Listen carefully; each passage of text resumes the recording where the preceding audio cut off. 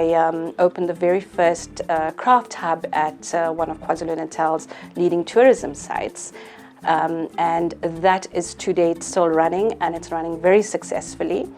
I then went on to join the Pietermaritzburg Chamber of Commerce as an entrepreneur, went into some of their programs, and that is when I started learning more and more about the international market space and what was wanted, who wanted what, and when. I was approached by the PMCB, and they told me they had this position. It was everything that I'd done in my life had led me to this point. So I was very quickly able to understand what it is that they wanted and how they wanted to get the hub up and running and who they were targeting, the type of markets. So within exactly 2 months, we have a fully fledged hub.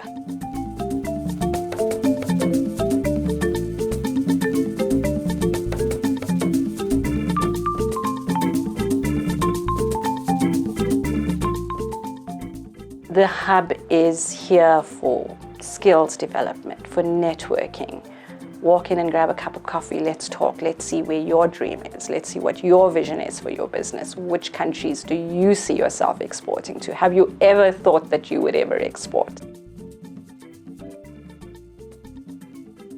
I think when I look back, lowlights would be times when I was in situations that I never believed I could overcome, and that would lead to sleepless nights. And now I'm going to speak to entrepreneurs, because especially those who export. There were times when a container was stuck and there was no way that you could get it across. In your mind, there's no way that it can be done. However, when you reach out to your networks, when you reach out to the right people, they come to help you. The assistance comes from all sides, so the networking was extremely important. The type of networks that I had built. On many occasions, when I felt that I would just not be able to go on, it is impossible, I'm going to give up right now. Somebody, somewhere, just at that last minute came through and said, here's what you need to do. And that's how I got through. The big C was awful. It was exactly the time that I had chosen to start the AfriCrafters Hub. So I can say that it put me into massive debt and now I speak as an entrepreneur.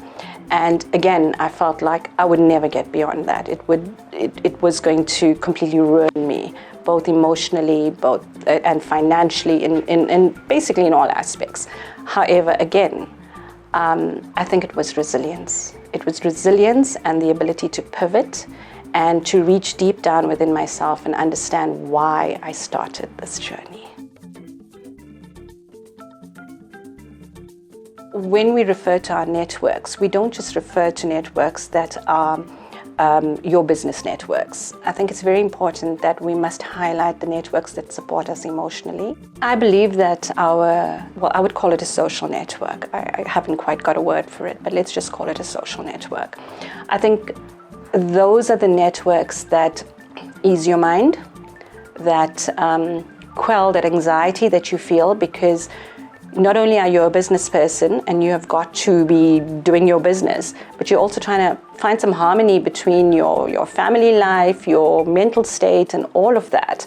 And so we don't just feed the business aspect. It is extremely crucial to feed that emotional aspect, to feed that sense of, I have that support system. I can call on someone other than in the business context.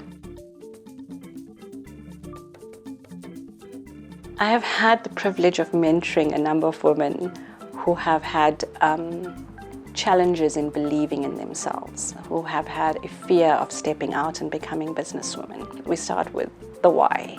Why did you decide to do this? And now let's unpack it, because nothing is beyond you. Nothing is inaccessible to you. Look within yourself and ask yourself, why did I do this? And if you just hold on to your why, you will overcome the fear to take that first step.